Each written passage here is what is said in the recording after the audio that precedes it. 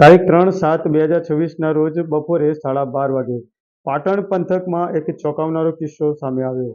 ઘોર કળિયુગમાં મા બાપ હવે પોતાની છોકરીને આગળ રાખીને ભોળા છોકરાઓ સાથે પૈસા પડાવવાના નવા કારસ્તાન સામે આવી રહ્યા છે.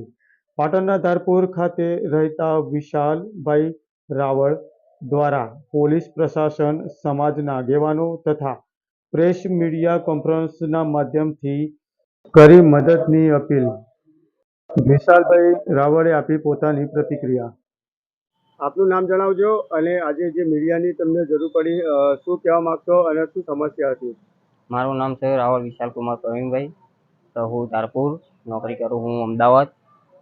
અને મારી એ સમસ્યા છે કે મને પૈસા બાબતે છેતરવામાં આવ્યો હ.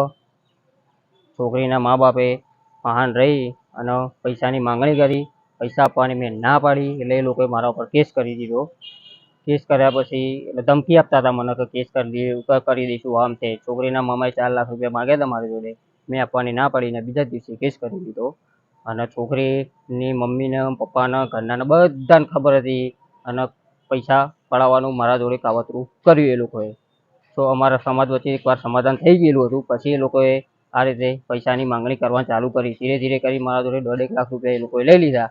પછી 4 લાખ માગ્યા, મેં ના આપે એટલે એ લોકોએ કેસ કરી દીધો.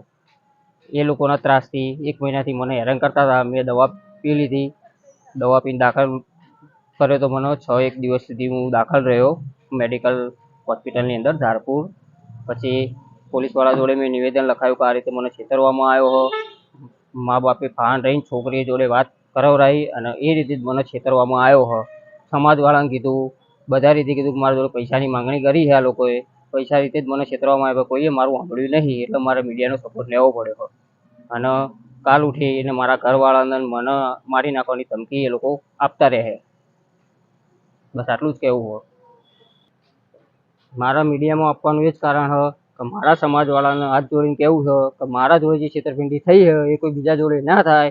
એટલે તમે મને ન્યાય અપાવો. જે ફેમિલીએ મને હેરાન કર્યો હો એમના નામ રાકેશ કુમાર અમૃતભાઈ રાવળ, રાવળ જસીબેન અમૃતભાઈ રાવળ, રાવળ સરોજબેન રાકેશભાઈ રાવળ અને એમના મામા સુનિલભાઈ રાવળ અને એમની મામી હેતલબેન સુનિલભાઈ રાવળ.